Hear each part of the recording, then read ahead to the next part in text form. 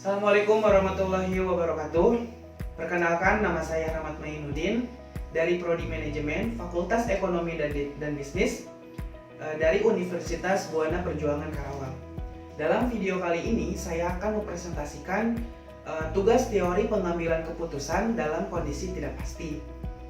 Untuk usaha atau produk yang dipilih yaitu produk Pangster, di mana produk Pangster ini dari mata kuliah kewirausahaan dan perencanaan bisnis. Untuk anggota kelompok dan pembagian tugasnya, saya sendiri Rahmat Mainuddin sebagai presentator, ada Mitun Cakarmurti sebagai film dan editing, dan Muhammad Akbar sebagai pembuat PowerPoint. Tujuan tugas ini yang pertama mengidentifikasikan permasalahan yang terjadi pada usaha Pangster. Yang kedua, membuat alternatif keputusan dari permasalahan. Yang ketiga, melakukan analisis pengambilan dan keputusan dalam kondisi tidak pasti. Identifikasi permasalahan. Yang pertama, konsumen belum mengetahui produknya. Yang kedua, varian rasanya masih sedikit. Yang ketiga, kurangnya promosi. Yang keempat, produksinya masih sedikit. Lalu belum memiliki haki. Lalu penjualan dan pengenalan produk terhalang oleh biaya produksi. Pengumpulan dan analisis data. Yang pertama, masalah yang diselesaikan untuk memperkenalkan suatu produk baru.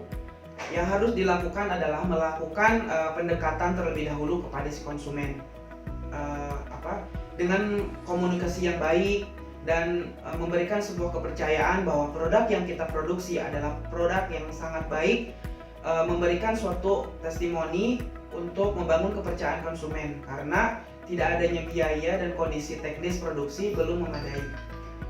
Yang bertujuan pengambilan keputusan di sini adalah mengenalkan sekaligus mempromosikan produk Pangster. Lalu kategori termasuk keputusan yang tidak pasti. Data yang terkumpul, pengambilan keputusan dalam kondisi tidak pasti, alternatif yang dipilih dalam promosi, ada alternatif online, ada alternatif langsung ke lapangan, dan alternatif gabungan. Untuk prospek pasar bisa dilihat di tabel berikut. Nah, kriteria maksimal pengambilan keputusan dianggap sangatlah optimis, yaitu dipilihnya hasil-hasil terbesar dari alternatif-alternatif yang memberikan hasil maksimal. Dalam sebagai keadaan secara ilmiah, promosi online karena memberikan hasil maksimal, yaitu sebesar 300.000. Yang kedua, ada kriteria maksimin. Pada kriteria ini, pengambilan keputusan dianggap pesimis atau konservatif tentang masa depan. Menurut kriteria ini, hasil terkecil untuk setiap alternatif dibandingkan dengan alternatif yang menghasilkan nilai maksimal dari hasil-hasil minimal, yaitu dipilih atau memilih alternatif yang minimal yang paling besar. Jadi keputusan yang diambil berdasarkan kriteria maksimin adalah promosi langsung karena memberikan hasil maksimal dari hasil maksimum, yaitu 80.000. Kriteria Raffles, bila probabilitas dari setiap peristiwa adalah 1/3, dengan demikian nilai pertimbangan adalah online yang menghasilkan 149,9 dan alternatif langsung menghasilkan 116,66 dan alternatif gabungan menghasilkan 139,8. Karena nilai tertimbang online paling tinggi, pengambilan keputusan akan memilih pengambilan promosi keputusan online. Bisa dilihat di kriteria regret, nilai maksimin, nilai penyelesaian terkecil dari alternatif nilai-nilai tersebut adalah 60.000. Untuk kriteria realism, jadi untuk perhitungan yang dihasilkannya yang tertinggi adalah 225, maka dipilihlah alternatif online. Selanjutnya, kriteria pohon keputusan, di mana di sini menghasilkan alternatif promosi online secara langsung dan gabungan. Online yang menghasilkan yang pertama tanpa batas tempat dan waktu. Terus online juga menghasilkan efisiensi biaya atau operasional promosi. Lalu jangkauan promosinya lebih luas.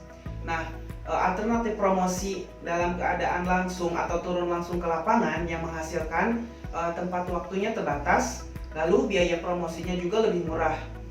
Nah, untuk alternatif promosi gabungan antara online dan langsung itu menghasilkan perhitungan biaya operasional dan promosinya mahal dan keterbatasan waktu yang tidak efisien. Analisis pengambilan keputusan dalam kondisi tidak pasti, metode yang dipilih yaitu dengan menggunakan metode online. Karena dengan keterbatasan waktu dan biaya promosi online adalah cara yang efektif dan berdasarkan analisis yang telah dibuat, online adalah pilihan yang sangat tepat. Pada analisis perhitungan kriteria Rakles, nilai tertinggi tertimbang online paling tertinggi. Mengambil keputusan akan memilih online. Jadi, kesimpulan dari analisis ini, identifikasi masalahnya yaitu kurangnya promosi, konsumen belum mengenal produk Pangser ini. Alternatif keputusannya yaitu dengan menggunakan kriteria Rakles, diketahui bahwa jenis promosi online paling tinggi dibandingkan promosi langsung dengan gabungan. Maka pengambilan keputusan yang akan dipilih adalah keputusan promosi online. Nah, selanjutnya adalah metode yang dipilih adalah metode secara online. Metode online dipilih karena walaupun dengan keterbatasan waktu dan biaya promosi, online adalah cara yang sangat efektif dengan berdasarkan analisis yang telah kita buat itu. Sekian presentasi dari kelompok 4, kurang lebihnya mohon maaf. Wassalamualaikum warahmatullahi wabarakatuh.